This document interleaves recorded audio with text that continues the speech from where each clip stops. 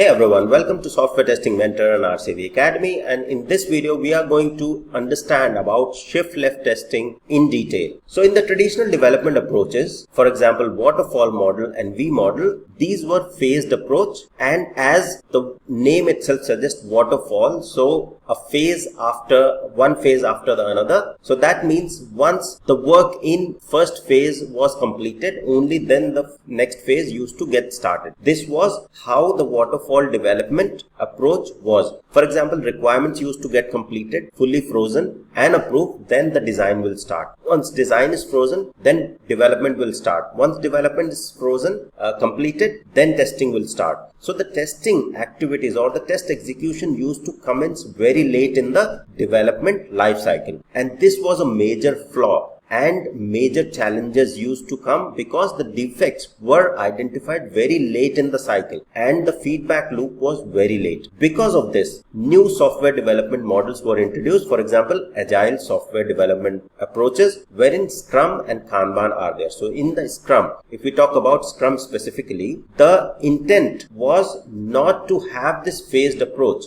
have the iterative development approach and having testing activities start early on. So when we say what exactly is shift left testing, rather than waiting for testing activities to start late in the software development life cycle, the testing activities should start as early as possible. So this is what shift left testing means, moving testing earlier in the software development life cycle instead of waiting until a testing phase has arrived or all other previous phases in the software development life cycle have completed. Only then you start testing activities or test execution. That's how it used to happen in the traditional development approaches. So shift left is about moving or starting testing early on, right from the beginning of the software development life cycle. Right from the requirements phase, testers get involved and start identifying any gaps, any issues within the requirements. Now within the Agile software development, requirements are mostly in the form of user stories, wherein they are explained or they are documented from the end user's perspective, how the end user is going to use the system. So the testers will go ahead and analyze and see those requirements, see the acceptance criteria, see the details in those user stories. Are those details accurate and testable?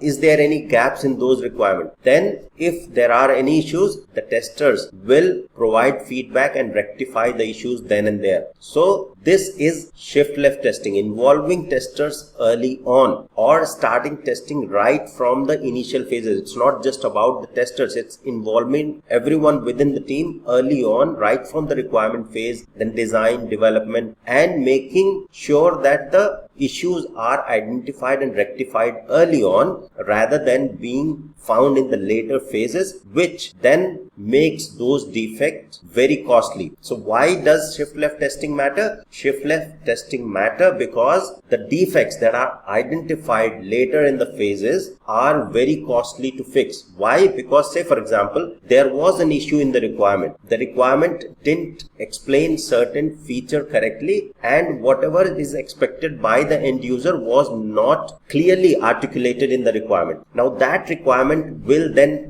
wrong requirement will then get translated into the wrong design. Wrong design will get translated into the wrong development. And then testers will baseline their test cases and testing based on the requirement and design. So when they'll execute, they'll see that the test cases or the functionality matches what the requirement says, and they'll pass the test cases, because when you test against the requirement. Unless the tester goes ahead and cross questions or figures out, or the tester is experienced and figures out that the functionality doesn't look like or is not what is expected or what end user might expect. So in that case, what will happen is that wrong design gets implemented into wrong development, and then tester also passes the test case, and eventually in the later phases or basically in the production, when the end user or the customer figures out that the functionality that has been implemented is not what they expected. So then everything, all the effort right through the requirement to design, the people have spent time in building that wrong requirement, testing it, deploying it. So all of this will then again has to be reworked, correcting the requirement, then correcting the design, correcting the development. This increases the cost of this defect that could have been figured out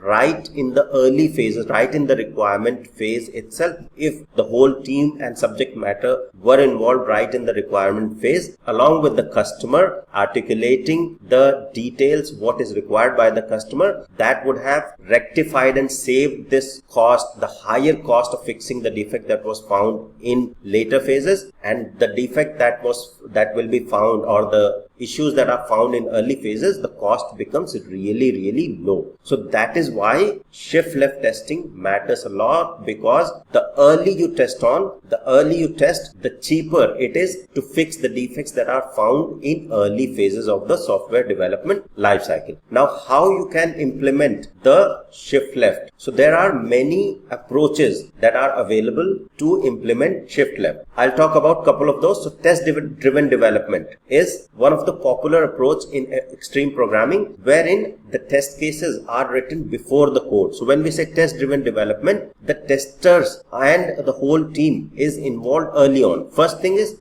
if we talk about the approach, involving the whole team together, making collaborative approach of ensuring that the whole team member along with the customer engagement is there. So any doubts and clarifications that are required are found early on, and any issues are also rectified early on and figured out and rectified early on. Then some practices. Test driven development is a practice wherein the test cases are written before the actual coding starts. So the whole team and testers go ahead and based on the requirement, they write the test case. If there are gaps in the requirement, testers rectify they'll figure out that requirements are testable or not. They'll write the test case accordingly, and then developer will start documenting or writing the code in order to pass those test cases. So when we say test driven development, it is a practice within the extreme programming wherein the developers used to write the unit test cases first, and testers used to provide inputs in those test cases or write their functional test cases and share their test cases beforehand, so developer understands and knows what will be tested and what their application should fulfill. Then we have behavior driven development, wherein collaboration with stakeholder and understanding what the expected behavior is. So the whole team collaboration is required, writing the features first, feature files first, what exactly is expected out of the application. So everyone within the team, developer, business analyst, testers are on the same page, and customer collaboration is there. So the team is clear. So that will reduce the misconception and misunderstanding in the later phases of the software development lifecycle.